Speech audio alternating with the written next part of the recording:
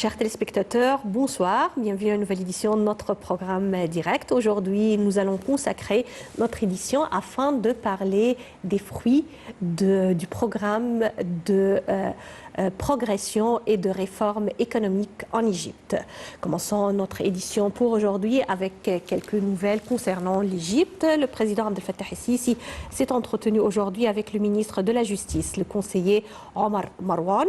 Le porte-parole de la présidence a affirmé que l'entretien a porté sur le suivi du plan de construction de la cité de la justice dans la nouvelle capitale administrative. Le chef de l'État a aussi enjoint de développer les services des registres fonciers et augmenter le nombre de véhicules de registres dans tous les gouvernorats. Ceci dans le cadre de l'initiative Une vie décente pour développer la campagne égyptienne.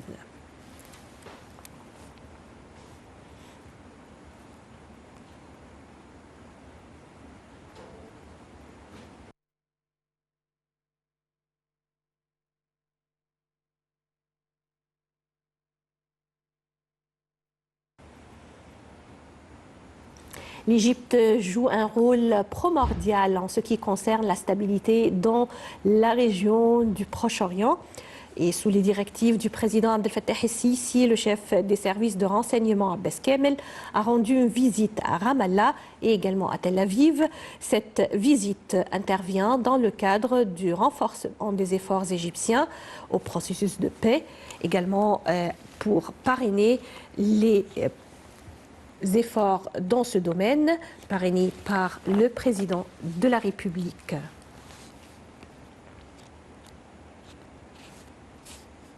Le Conseil des ministres a examiné aujourd'hui un nombre de dossiers politiques, économiques et sociaux lors de sa réunion hebdomadaire. Il a également discuté des derniers développements liés au coronavirus, des mesures de précaution dans les différents secteurs de l'État et également la fourniture des vaccins anti-Covid. Le Premier ministre, Dr Mostafa Madbouli, a affirmé que l'État accorde un grand intérêt à la promotion du secteur de l'industrie et cette déclaration a été faite lors de la réunion présidée par Dr Madbouli afin de suivre la mise en œuvre de 100 procédures pour le développement du secteur de l'industrie.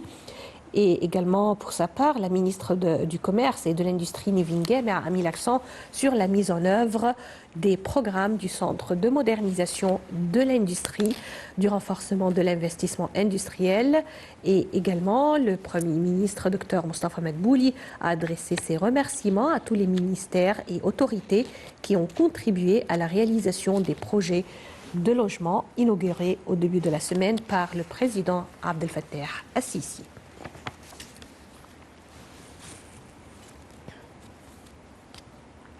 Bonne nouvelle, l'agence de notation Moody's a fixé sa cote de crédit pour l'Égypte à B2 avec une perspective stable.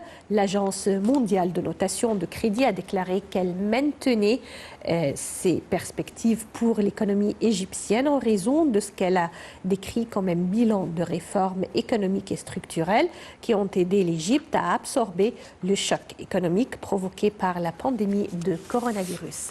Sarah Al-Mahrabi a plus de détails.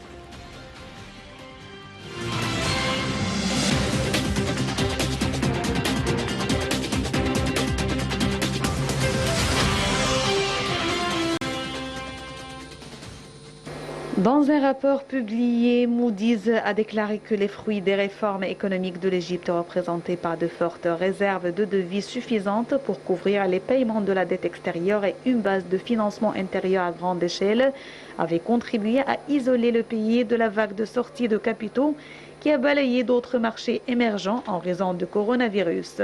L'agence de notation Moody's a fixé sa cote de crédit pour l'Égypte à B2 avec une perspective stable. L'agence mondiale de notation de crédit a déclaré qu'elle maintenait ses perspectives pour l'économie égyptienne en raison de ce qu'elle a décrit comme un bilan des réformes économiques et structurelles qui ont aidé l'Égypte à absorber le choc économique provoqué par la pandémie de coronavirus. Moody's a prévu une croissance de 4,4% pour l'économie égyptienne à la fin de l'exercice 2019-2020. L'agence note que les mesures de réforme économique du gouvernement égyptien qui avaient déjà entraîné des taux de croissance élevés constitue une raison majeure de la vigueur économique du pays. Il s'agit notamment de faire face aux répercussions de l'épidémie de coronavirus en réduisant les risques sur l'économie et les différentes classes sociales. Moody's a souligné que les décisions et mesures prises par la Banque centrale d'Égypte au cours des dernières années avaient contribué à renforcer l'économie. Elles ont également réduit les risques et les répercussions de la pandémie en cours, tant au niveau local qu'international. La BCE avait déjà mis en œuvre plusieurs mesures depuis le début de l'épidémie de coronavirus, dont une baisse de 3% des taux d'intérêt, la première fois qu'une réduction de ce montant est effectuée en une seule fois. Elle a également décidé d'une prolongation de 6 mois de la période de remboursement des versements de prêts par les clients et les entreprises afin de réduire le stress. Moody's a ajouté que la disponibilité de liquidités dans le secteur bancaire égyptien réduisait les risques d'exposition de l'économie au risque. L'agence a également déclaré que les banques égyptiennes disposent de liquidités suffisantes, d'une rentabilité et d'une flexibilité accrue dans leur performance de crédit, ce qui soutient son évaluation positive des deux.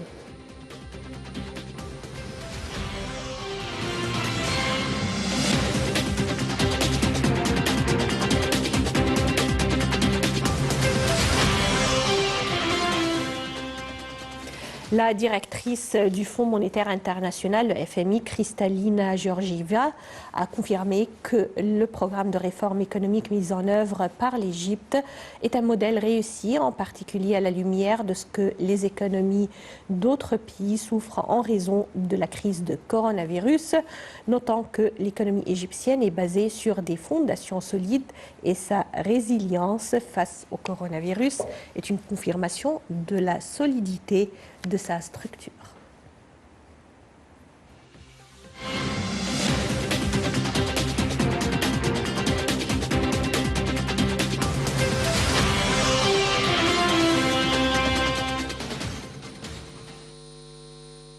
Le Fonds monétaire international, le FMI, a prévu une augmentation des taux de croissance du PIB égyptien en 2022 pour atteindre 5,7% après avoir enregistré 2,5% en 2021.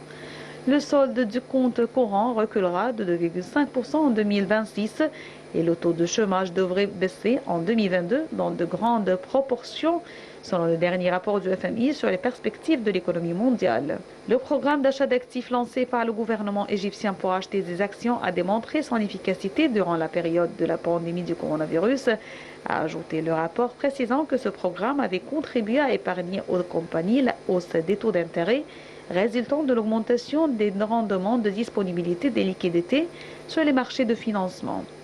La directrice du Fonds monétaire international, Kristalina Georgieva, avait confirmé que le programme de réforme économique mis en œuvre par l'Égypte est un modèle réussi, en particulier à la lumière de ce que les économies d'autres pays souffrent en raison de la crise du coronavirus, notant que l'économie égyptienne est basée sur des fondations solides et sa résilience face au coronavirus est une confirmation à la solidité de sa structure. Madame Georgieva a souligné qu'elle avait rencontré le président Abdel Fattah el-Sisi à Paris, notant qu'au cours de la réunion, les conditions de l'économie égyptienne, en particulier de l'Afrique, en général, avaient été discutées. La directrice du FMI a souligné la nécessité d'accélérer la fourniture du vaccin anti-coronavirus à toutes les personnes dans différentes régions du monde, notant que l'Afrique traverse une période très difficile, expliquant que l'année écoulée a été la pire au niveau économique. Le résultat le plus important du sommet pour soutenir les économies africaines à Paris est de confirmer qu'il existe un soutien solide de 650 milliards de dollars en augmentant les réserves et la capacité du Fonds monétaire international à prêter, et l'Afrique en tirera 33 milliards de dollars.